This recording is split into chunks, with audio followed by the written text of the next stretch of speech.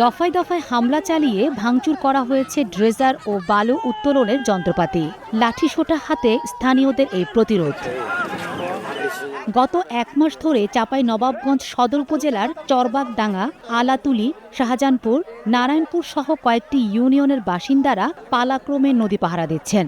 তাদের অভিযোগ, নদী পার ঘেঁষে অবৈধভাবে বালু উত্তোলনের কারণে প্রতি বছর নদী গর্ভে বিলীন হচ্ছে হাজার বিঘা ফসলি জমি। কয়েক দফা নদী ভাঙনের পর বাঁধের পাশে আশ্রয় নিলেও নতুন করে বালু উত্তোলনের কারণে আবারও আতঙ্কে দিন কাটছে তাদের। বালি উত্তোলনের কারণে নদী ভাঙন রোধ করা যাচ্ছে না। বাঁধটি তো হুমকির মুখে পড়ে গেছে ইতিমধ্যে, আর বাকি যেটুকু আছে এটুকু একেবারে বিলীন হয়ে যাবে। বালি তোলার কারণে আমাদের বাড়িঘর সব ধ্বংস হয়ে যাবে। যদি সবকিছু নদীতে নেমে যায় তাহলে বাদ দেওয়ার দরকারটা কি আছে? আমরা ভোট দিয়েছি, ধরেন কেজি আমরা নদী রক্ষা করার লেগে ভোট দিয়েছি। এখন এই ভোট হয়ে গেছে, এখন ধরেন কেজি কেউ খবর সবর নেয় না। বাদ তো এখন হুমকির মুখে, আমরা যাব কোথায়? আমাদের জায়গা জমি তো আর নাই। স্থানীয়দের অভিযোগ, মালবাগডাঙ্গা ও চরবাগডাঙ্গা বালু মহলের ইজারার নির্ধারিত সীমানা থেকে প্রায় 4 কিলোমিটার দূরে সূর্যনারায়ণপুর এলাকায় নদীরক্ষা বাঁধের নিচ থেকেই বালু উত্তোলন করা হচ্ছে। এতে হুমকির মুখে পড়েছে কয়েক হাজার কোটি টাকা ব্যয় নির্মিত নদীরক্ষা বাঁধ, পাশাপাশি আশপাশের ঘরবাড়ি ও কৃষিজমি। হুমকি হামকি দিয়েছে, আপনার সকালে দিয়েছে পুলিশ নিয়ে আসবো। 1 বছরে 3বারও বাড়ি ভাঙছি এই বাঁধ হওয়ার আগে। অনেক কষ্টের ফলে এই বাঁধ পেয়েছি। সরকার যদি আর আগে দিয়ে থাকে কাগজপত্র দিয়ে সরকারের লোক এসে বাড়ি তুলে। গ্রাম যেগুলো আছে এখন এগুলো উঠে যাবে, থাকবে না। এসব জায়গায় যেসব জায়গায় চর পড়েছে, এই চর তো থাকবে না।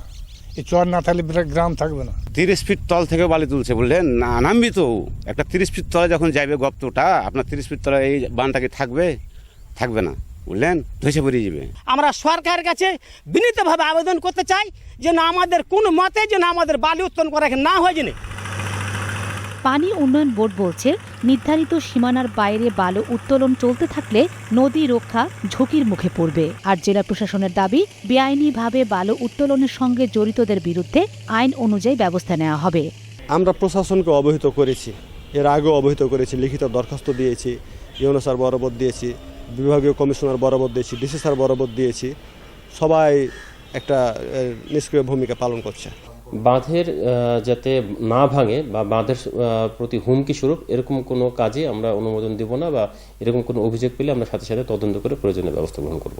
নির্ধারিত এরিয়ার বাইরে গিয়ে অবশ্যই বালু উত্তোলনের কোনো সুযোগ নেই। এমন কোনো ঝুঁকি তৈরি হয় যে সরকারি কোনো অবকাঠামো বা বাঁধ যদি ক্ষতিগ্রস্ত হওয়ার কোনো আশঙ্কা তৈরি হয়, সেখানে অবশ্যই আমরা আইনানুগ ব্যবস্থা নেব। ভারত থেকে প্রবেশ করে চাঁপাইনবাবগঞ্জের সদর ও শিবগঞ্জ উপজেলার প্রায় 35 কিলোমিটার জুড়ে প্রবাহিত হয়েছে পদ্মা নদী। এর মধ্যে প্রায় 21 কিলোমিটার এলাকায় রয়েছে নদী রক্ষা বাঁধ। সময় সংবাদ, চাঁপাইনবাবগঞ্জ।